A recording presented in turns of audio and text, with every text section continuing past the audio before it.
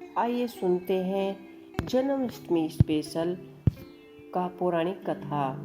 इंद्र ने कहा कि हे मुनियों, मैं श्रेष्ठ सभी शास्त्रों के ज्ञाता हे देव, व्रतों में उत्तम उस व्रत को बताएं जिस व्रत से मनुष्यों को मुक्ति लाभ प्राप्त हो तथा उस व्रत से प्राणियों को भोग व मोक्ष की प्राप्ति हो जाए। इंद्र की बातों को सुनकर नारद जी ने कहा कि त्रेता युग के अंत में और द्वापर युग के प्रारंभ में समय में नंदित कर्म को करने वाला कंस नाम का एक अत्यंत पापी दैत्य हुआ करता था।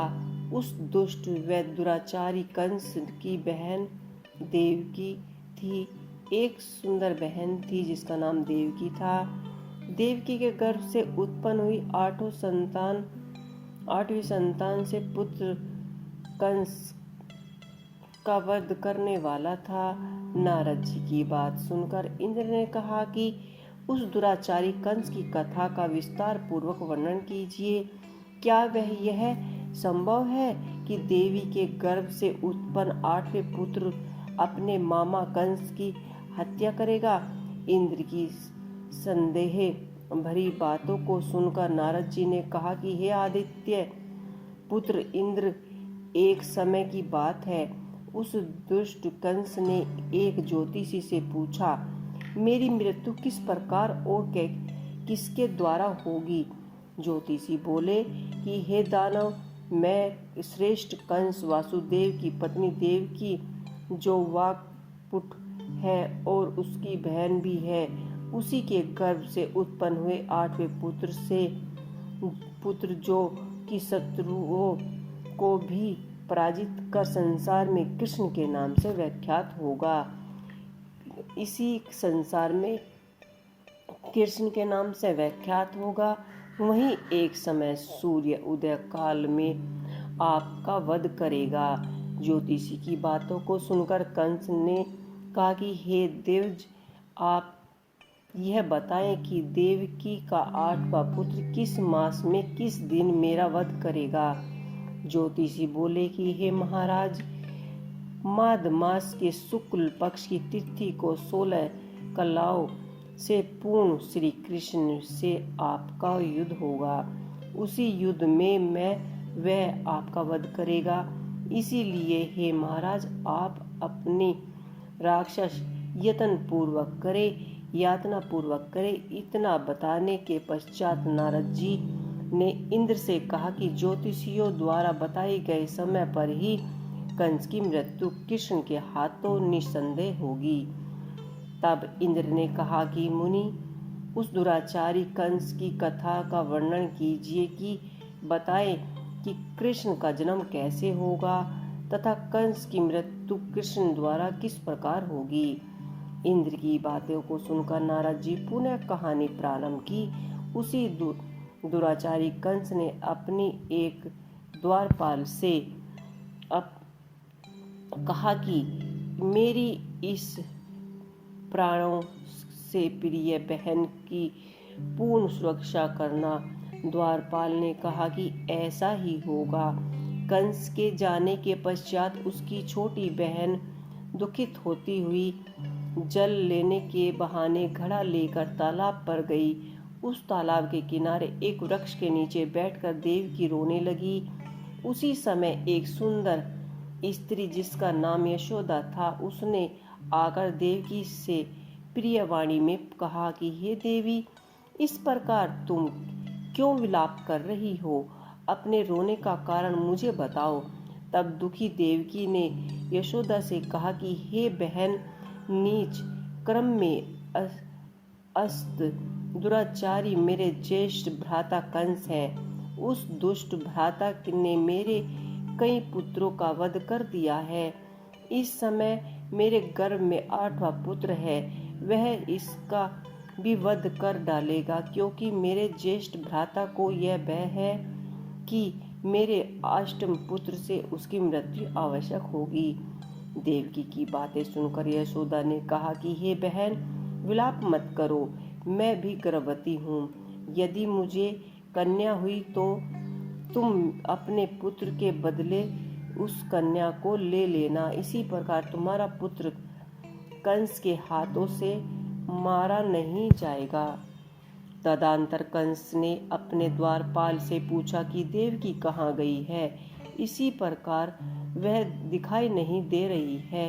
तब द्वारपाल ने कंस से नम्र वाणी में कहा कि हे महाराज, आपकी बहन जल लेने के लिए गई है। यह सुनते ही कंस का क्रोधित हो उठे और उसे द्वारपाल को उसी स्थान पर जाने को कहा जहाँ वह गई हुई थी। उसी स्थान द्वारपाल की दृष्टि तालाब के पास देवकी पर पड़ी। तब उसने कहा कि आप किसी कारण से यहाँ आए हैं। उसकी बातें सुनकर देवकी ने कहा कि मेरे घर में जल नहीं था, मैं जल लेने जलाशय पर आई हूँ। इसके पश्चात देवकी अपने घर की ओर चली गई। कंस ने पुनः द्वारपाल से कहा कि इस घर में मेरी बहन की तुम पूर्णतः रक्षा करो। अब कंस को इतना भय लगने लगा था कि घर के भीतर दरवाजों में विशाल ताले बंद करवा दिए और दरवाजों के बाहर दैत्यों आदि राक्षसों को पहरेदारी के लिए नियुक्त कर दिया। कंस हर प्रकार से अपने प्राणों के बचाने का प्रयास कर रहा था। एक समय सिंह राशि के सूर्य में आकाश मंडल में अचल धारा मेघों ने अपने प्रभुत्व स्थापित किया और भादो मास के कृष्ण पक्ष की अष्टमी तिथि को घनघोर अंधरात्रि थी। उसी समय चंद्रमा भी वृक्ष राशि में था। रोहिणी नक्षत्र बुधवार के दिन सुशोभ्यमान से में था। रोहिणी और रुक्मणी ने बुधवार के दिन सौभाग्य योग्य से युक्त चंद्रमा के आधे रात के उदय होने पर आधी रात के उत्तर एक घड़ी जब हो जाए तो ऋतु स्मृति पुराणतक फल निस्संदेह प्राप्त होता है। इसी प्रकार बताते हुए नारद जी ने इंद्र से कहा कि ऐसे विजय नाम शुभ मुहूर्त में श्री कृष्ण जी का जन्म हुआ और श्री कृष्ण जी के प्रभाव से ही उसी क्षण बंदी गृह के दरवाजे स्वयं ही खुल गए। द्वार पर पहरे देने वाले पहरेदार राक्षस सभी मूर्छित हो गए। देवकी ने उसी क्षण अपने पति वासुदेव से कहा कि हे स्वामी, आप निद्रा का त्याग करें और मुझे इस पुत्र को गोकुल में ले जाएं। मेरे इस पुत्र को गोकुल में ले जाएं। वहां इस पुत्र को नंद गोप की के धर्म पत्नी यशोदा को दे। और उसी समय यमुना जी पूर्ण रूप से बढ़ती बाढ़ ग्रस्त थी। किंतु जब वासुदेव जी बालक कृष्ण को सूप में लेकर यमुना जी को पार कर रहे थे करने के लिए उतरे तो उसी क्षण बालक के चरणों का स्पर्श करके यमुना जी अपने पूर्व स्थिर रूप में आ गई। किसी प्रकार वासुदेव जी गोकुल पहुँचे और नंद के घर में प्रवेश करने कर उन्होंने अपने पुत्र तत्काल उन्हें दे दिया और उनके बदले में उनकी कन्या ले आए। वे तत्काल वहां से वापस आकर कंस के बंदी गृह में पहुंच गए। प्रातःकाल जब सभी राक्षस पहरेदार निद्रा से जागे तो कंस ने द्वारपाल से पूछा कि अब देवकी के गर्भ से क्या हुआ, इस बात का पता लगाकर मुझे बताओ। द्वारपालों ने महाराज की आज्ञा को मानते हुए कारागार में जाकर देखा तो वहां देवकी की गोद में एक कन्या थी, जिसे देखकर द्वारपालों ने कंस को सूचित किया। किंतु कंस को तो उस कन्या से भय होने लगा। अंत में वह स्वयं कारागार में गया और उसने देवकी की गोद से कन्या को झटक लिया और उसे एक पत्थर की चट्टान पर पटक दिया। किंतु वह कन्या विष्णु की माया से आकाश की ओर चली गई और अंतरिक्ष में जाकर विद्युत के रूप में प्रवृत्त हो गई। उसने आकाशवाणी कर कंस से कहा कि हे दुष्ट, तुझे मारने वाला गोकुल नंद के घर में उत्पन्न हो चुका है और उसी से तेरी मृत्यु सुनिश्चित है। मेरे नाम तो वैष्णु ही है। मैं संसार के कर्ता विष्णु भगवान की माया से उत्पन्न हुई हूँ। इतना कहकर वह स्वर्ग की ओर चली गई और आकाशवाणी को सुनकर कंस क्रोधित हो उठा। उसने नंद के घर में पूतना राक्षसी को कृष्णा का वध करने के लिए भेजा, किंतु जब वह राक्षसी कृष्णा को स्तनों का पान कराने लगी तो कृष्णा ने उसके स्तनों से उसके प्राण को खींच लिया और वह राक्षसी कृष्णा कृष्णा कहते हुए मृत्युलोक को प्राप्त हुई। जब कंस को पूतना की मृत्यु का समाचार प्राप्त हुआ तो उसने कृष्ण का वध करने के लिए कर्मांशकेशी नामक दैत्य को अश्व के रूप में, उसके पश्चात अरिष्ट नाम दैत्य को बल के रूप में भेजा, किंतु ये दोनों भी श्री कृष्ण के हाथों मृत्यु को प्राप्त हुए। इसके पश्चात कंस के काल्यख्य नामक दैत्य को कोवेको के रूप में भेजा, किंतु वह भी कृष्ण के हाथों से मारा गया। अपने बलवान राक्षसों की मृत्यु के आघात से कंस अत्यधिक भयभीत हो गया। उसने द्वारपालों को आज्ञा दी कि नंद को तत्काल मेरे समक्ष उपस्थित करो। द्वारपाल नंद को लेकर जब वहां उपस्थित हुए तब कंस ने नंद से कहा कि यदि तुम्हें अपने प्राणों को बचाना है तो पराजित के पुष्प ले जाओ, यदि तुम नहीं ला पाए तो तुम्हारा वध निश्चय ही है। कंस की बातों को सुनकर नंद ने ऐसा ही होगा कहा और अपने घर की ओर चला गया। घर आकर उन्होंने संपूर्ण वृत्तांत अपनी पत्नी यशोदा को सुनाया, जिसे श्री कृष्ण भी सुन रहे थे।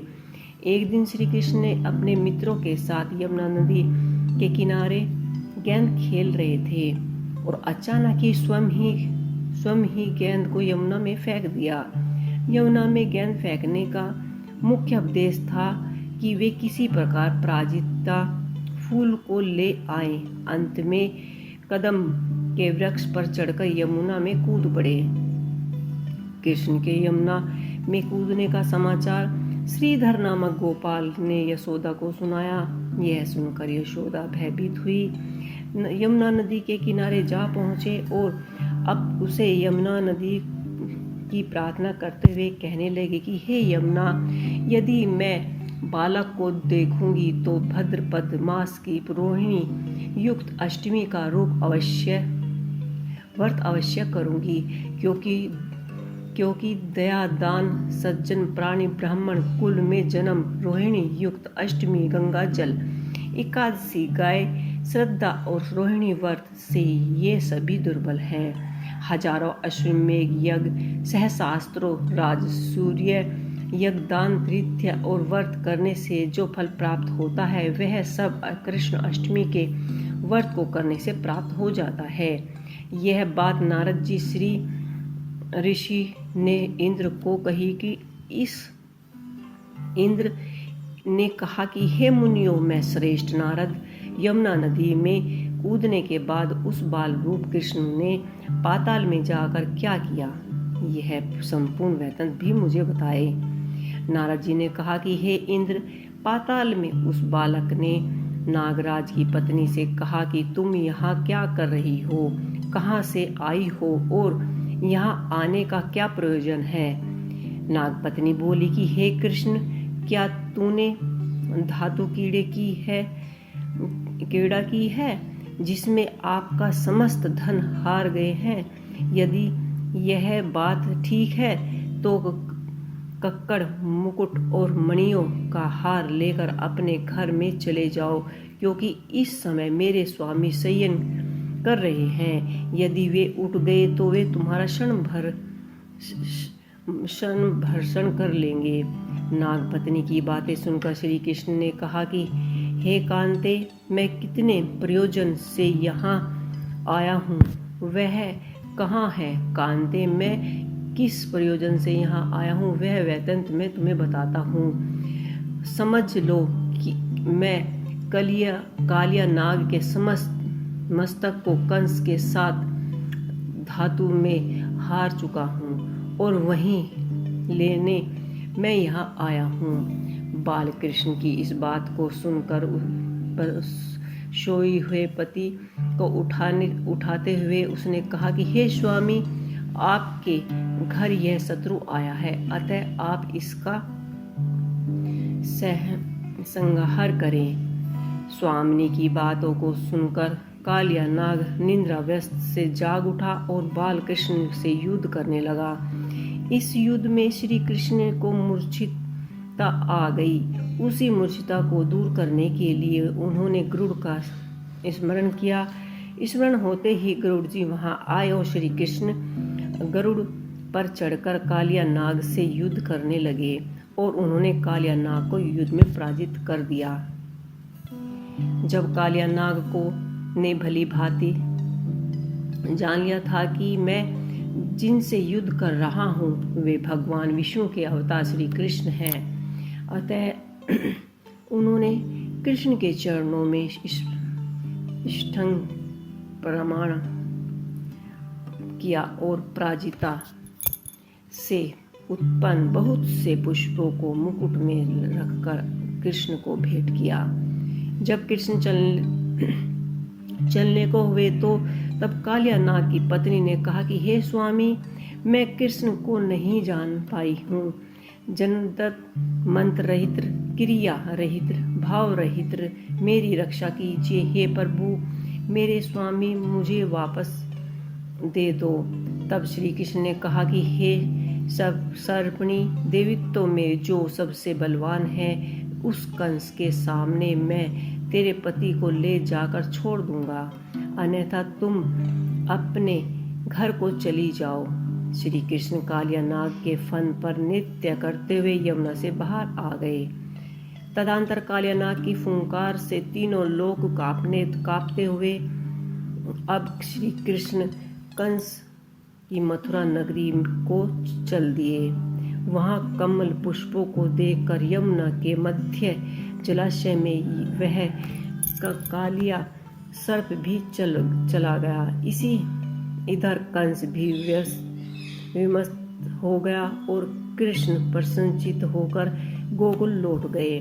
उसके गोकुल आने पर उनकी माता यशोदा ने विभिन्न प्रकार के उत्सव किए और इंद्र ने नारद जी से पूछा कि हे महामुने, संसार के प्राणी बाल श्री कृष्ण के अनेक अत्यधिक आनंदित हुए और आखिर श्री कृष्ण ने क्या क्या चरित्र किए वह सभी आप मुझे बताने की कृपा करें। नारद जी ने इंद्र से कहा कि मन को रखने वाला मथुरा नगरी यमुना नदी के दक्षिण भाग में स्थित है। वहां कंस का महाबलवानशाली भाई चारुण रहता था। उस चारुण से श्री कृष्ण के महायुद्ध की घोषणा की गई और हे इंद्र, कृष्ण एवं चारुण का मल्ल युद्ध अत्यंत आश्चर्यचकित और आश्चर्यजनक था। चारुण की उपेक्षा श्री कृष्ण बाल रूप में थे। भैया शंख और मर्दंग के शब्दों के साथ कंस और केशी इस युद्ध को मथुरा की जनसभा के मध्य में देख रहे थे। रंगशाला के अखाड़े में चारों मुष्ट शक्ल तोशल थे। महाराज कंस अपने बड़े बड़े नागरिकों तथा मित्रों के साथ उच्च मंच पर विराजमान थे। रंगशाला में प्रवेश करते ही श्री कृष्ण ने अन्ययास ही धनुष को अपने बाएं हाथ से उठा लिया। पलक झलकते ही उसके सामने उसकी डोरी चढ़ा दी तथा डोरी को ऐसा खींचा कि वह धनुष भयंकर शब्द करते हुए टूट गया। धनुष की रक्षा करने वाले सारे सैनिकों को दोनों भाइयों ने ही मार गिराया। मुलवाया पीड़ का वध कर श्री कृष्ण ने उसके दोनों दांतों को उखाड़ लिया और उसके मध्य एक अनेक दुष्टों का संहार किया। कुछ सेना वहां से भाग खड़ी हुई। वहां पर बैठे हुई पूरी स्त्रियां उस अनंतपूर्ण मल्ल युद्ध को देखकर वहां से उठ खड़ी हुई। श्री कृष्ण की रूप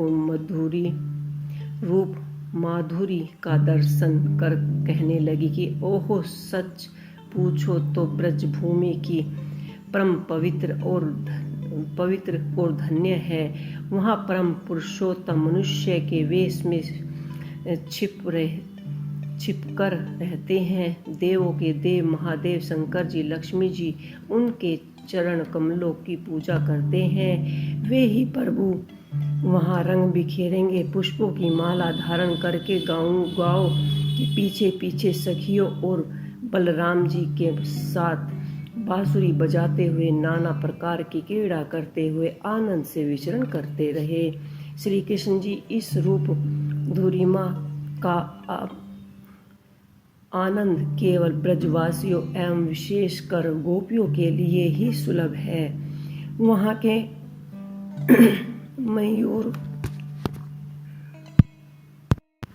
मयूर भी नृत्य करने लगे।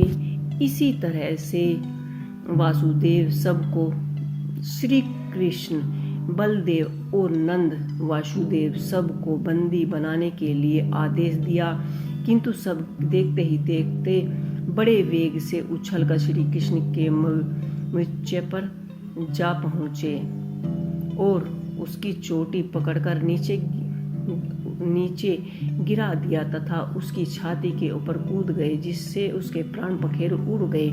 इसी प्रकार सहज ही कंस मारा गया। श्री कृष्ण के रंगशाला में अनुचरों के साथ कंस का उद्धार किया। कंस के पूजित शंकर जी इस रंग को देखकर कृत्य हो गए, इसलिए उनका नाम श्री रंगश्रेय हुआ और यह स्थान आज भी श्री कृष्ण की इस रंगमय लीला की पातिका पहाड़ रखता है। श्री भगवत गीता के अनुसार तथा श्री विश्वनाथ जी चक्रवर्ती पाद विचार से श्री कृष्ण ने कंस का वध शिवरात्रि के दिन हुआ था, क्योंकि कंस के अनुक्रु को एकादशी की रात अपने घर बुलाया तथा उनसे मंत्रण की थी कि श्री कृष्ण ने अपने पैरों को चारों के गले में फांस कर उसका वध कर दिया। चारों की मृत्यु के पश्चात उसने मल्ल युद्ध केशी के साथ हुआ था। अंत में केवल दुराचारी कंस ही बच गया था। कंस ने कहा कि हे दुष्ट अधर्म दुराचारी, अब मैं इस महायुद्ध स्थान पर तुझसे युद्ध कर तथा तेरा वध कर इस संसार को तुझसे मुक्त कराऊंगा। यह कहते हुए श्री कृष्ण ने उसके केसों को पकड़ लिया और कंस को घुमाकर पृथ्वी पर पटक दिया, जिससे वह मृत्यु को प्राप्त हुआ। कंस के मरने पर देवताओं ने शंख घोष व पुष्प वाटिका की। वह उपस्थित समुदाय श्री कृष्ण की जय जयकार करने लगे और कंस की मृत्यु पर नंद देव की, वासुदेव, यशोदा और संसार के सभी प्राणियों ने हर्ष से यह पर्व मनाया। तो ये थी संपूर्ण जन्माष्टमी की पौराणिक कथा। आपको कैसी लगी मुझे कमेंट बॉक्स में लिख के अवश्य ही बताइएगा।